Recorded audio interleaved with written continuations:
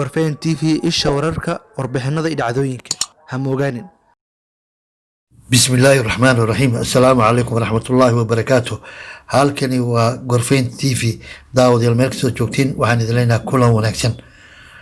xubinteena waxaynu ku soo qaadanaynaa warbixin dheer oo ku aadan dagaalka Suudaan iyo Itoobiya oo ay dalal kale ku soo biireen iyo cabsi laga qabo inuu dagaalkaasi ku faafo geeska Afrika. militariga dowladda Suudaan waxay sheegeen inay ciidanka Itoobiya maleeshiyadooda ay ka ceeriyeen deegaan kale oo ku yaala dhulka xuduudka. hadalka soo baxay taliska guud ee militariga qaranka Suudaan waxaa lagu sheegay in ciidankooda ay shalay ka ceeriyeen ciidanka maleeshiyada Itoobiya deegaanka lagu magacaabo Salamanbeer ee dhinaca xuduudka Suudaan kaga yaalo xuduudka caalamiga u dhexeeya labadaasi wadan. goobjoogayaal ku sugan deegaankaasi waxay sheegeen inuu dagaal qaraar shalay Isniin ah uu labada ciidan ku dhexmaray deegaankaasi. askari u dhashay dalka Suudaan ayaa la sheegay inuu ku geeriyooday dagaalkaasi halka ay dhowr kale ku dhaawacmeen. ilaa wareedyo ka tirsan militariga Suudaan ayaa sheegay inay ciidankooda la wareegeen bartii ugu dambeysay dhul beereedka gobolka weyn ee isdhexgeesoodka Fashaqa kadib markii ay ciidankooda hore u qabteen deegaanka Abu Tayuur. ciidanka dowladda Suudaan waxay kaloo la wareegeen laba xero oo ciidanka iyo maleeshiyada Itoobiya ku lahaayeen deegaanka Salamanbeer oo 15 kilomitir gudaha dalka Suudaan ku yaala. militariga Itoobiya waxay laba xero oo waaweyn ka dhisteen deegaanka Salamanbeer muddo haatan laga joogo dhowr sanadood. tani waxay ka dambeeyay bishii Abriil ee lasoo dhaafay waxay militariga Itoobiya ee ka yimid dhinaca gobolka Amxaarada ay dhowr jeer weerareen ciidanka Suudaan ee ku sugan xuduudka. sidoo kale markii uu dilaacay dagaalka gobolka Tigreega iyo weerarka haatan waxay ciidanka Suudaan ilaaleen joogto ka hayeen dhulka xuduudka kadib markii ay dowladda Suudaan amar ku bixisay ama ay go'aamisay in la wada kontrolo dhammaan diilinta xuduudaha caalamiga ee lagu gaaray heshiiskii ay Suudaan iyo Itoobiya kala saxiixdeen sanadkii 1902 oo haatan laga joogo 118 sano. dhinaca kale ciidanka Suudaan waxaa loo daabulay deegaanka Mahaj oo dhanka koonfurta kaga toosan degmada Lugdi ee gobolka Tigreega. daadgureyntaas ayaa timid kadib markii maleeshiyada Itoobiya ee loo yaqaano Fano ay weerareen deegaanka Alosra ee gudaha xuduudda dalka Suudaan halkaasi oo ay ku toogteen nin ari ku raacay deegaankaasi. maleeshiyada Amxaarada waxay door muuqda ka qaateen dagaalka looga soo horjeedo dagaalamayaasha Jabhadda TPLF ee ka dagaalanta gobolka Tigreega ee waqooyiga Itoobiya iyagoo qayb ka ah ciidanka huunta ee federaalka Itoobiya kuwa Eritreanka ee halkaasi gulufka coladeed ku qaaday bishii lasoo dhaafay. wadayaal xubintii labaad waxaynu ku soo qaadanaynaa ciidanka Eritrea oo ka barbar dagaalamayo ciidanka Itoobiya ee dagaal kula jira kuwa Suudaan.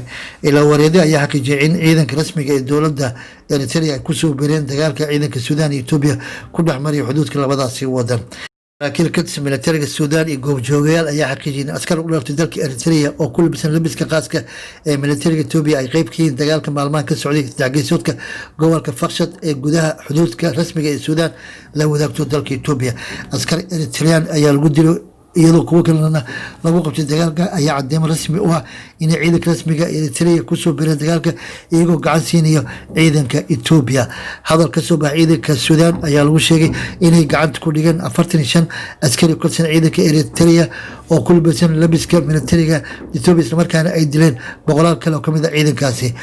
waxaa hubaal ah in isbahaysiga militariga Itoobiya iyo Suudaan aanu ahayn mid ugu ah iyadoo la ogyahay in kumanaan ka tirsan militariga Eritrea ay ka barbar dagaalamayeen ciidanka federaalka Itoobiya ee dagaal kula jira Jabhadda Tigreega ee TPLF ee ku sugan waqooyiga dalka Itoobiya. daawadayaal xubinteena kale waxaynu ku soo qaadanaynaa Masar oo ku wajabtay inay ku biiri doonaan dagaalka u dhexeeya Itoobiya iyo Suudaan. iyadoo dowladda Masar ay ku hayso dagaalka xuduudka Suudaan iyo Itoobiya ka socday taageerada Eritrea siinayaan ciidanka Itoobiya ayaa waxay ku dhawaaqday inay ku biiri doonaan dagaalkaasi. wasaaradda difaaca Masar waxay sheegtay inay taageero siin doonaan ciidanka Suudaan ee dagaalka kula jira kuwa Itoobiya ku sugan gudaha xuduudka loo aqoonsan yahay dalka Suudaan. Masar waxay sheegtay inay xaqiiqsan in ciidanka rigliga ee dowladda Eritrea ay qayb ka yihiin dagaalka looga soo horjeedo Suudaan iyagoo taageero siinaya ciidanka Itoobiya ee ka soo jeeda gobolka Amxaarada kuwaasi oo ku nool meel ku dhow xuduudka dalka Suudaan. wasaaradda difaaca ee dalka Masar waxay ku hanjabtay in ciidankooda iyo kuwa Jabhadda Tigreega TPLF ay ku biiri doonaan dagaalkaasi iyagoo garab istaagi doona ciidanka Suudaan si loo soo afjaro deganaansho la'aanta ee ay madaxweyne Eritrea iyo ra-iisul wasaaraha Ethiopia ka wadaan mandiqada geeska Afrika. Waa sida hadalka loo dhigay. Madaxweynaha Eritrea Siyaas Afwerki ayaa lagu eedeeyaa inuu weli door ka ciyaarayo deganaansho la'aanta geeska Afrika, iyadoo ciidankiisa markii labaad ay ku leeyihiin dagaal ka dhaca ama ka socda dalalka deriska. wasaaradda difaaca ee dalka Masar waxay sheegtay in tallaabadaasi ay horseedayso in madaxweynaha Eritrea xilka laga tuuro qarash kasta oo ku baxa si loo badbaadiyo dadka ku nool geeska Afrika. Gorfayn TV isha wararka warbixinada dhacdooyinka ha moogaanin. Gorfayn TV isha wararka warbixinada dhacdooyinka.